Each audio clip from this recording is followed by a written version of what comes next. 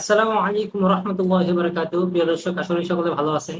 আসন্ন কোরবানি এবং আমরা কোরবানির সময় অনেকে ছেলে মেয়েদের জন্য আকিকা দেই, অথবা বিভিন্ন নামে, 7 নামে বা 3 নামে, 4 নামে আমরা কোরবানি দিয়ে থাকি।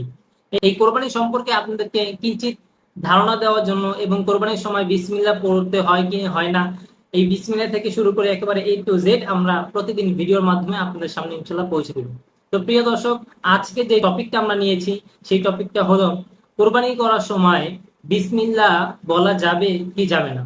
দেখেন, আইমায়ে সালাস অর্থাৎ ইমাম শাফি রহমতুল্লাহ আলাইহি তিনি ব্যতীত ইমাম আবু হানিফা রহমতুল্লাহি আলাইহি, ইমাম মালিক রহমাহুল্লাহ এবং ইমাম আহমদ ইবনে হাম্বল রহিমাহুল্লাহ, তাদের তিনজনের একই মত, যদি কেউ ইচ্ছাকৃতভাবে বিসমিল্লাহ ছেড়ে দেয় তাহলে তার কোরবানি হবে না।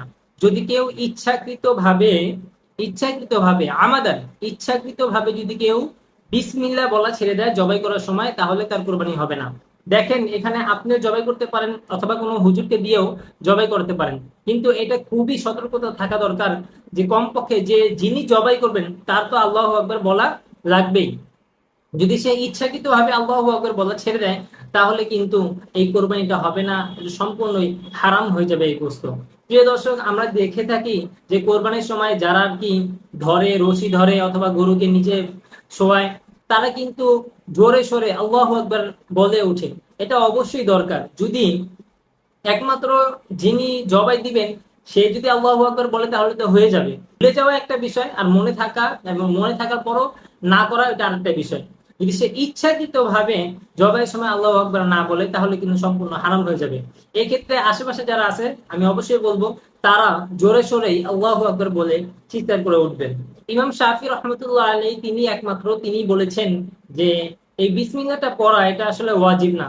কারণ প্রত্যেকটা মানুষই যখন একটা জিনিস কিনে কোরবানির জন্য, তার মনে মনে অবশ্যই থাকে, নিয়ত থাকে যে এটা আমি আল্লাহ পাক রব্বুল আলামিনের সন্তুষ্টির জন্যই কোরবানি দিচ্ছি। তো এই ক্ষেত্রে ইমাম শাফি রহমতুল্লাহ আলাইহি তিনি ধরেন যে এটা বলা না বলা সেম, কোনো সমস্যা নাই।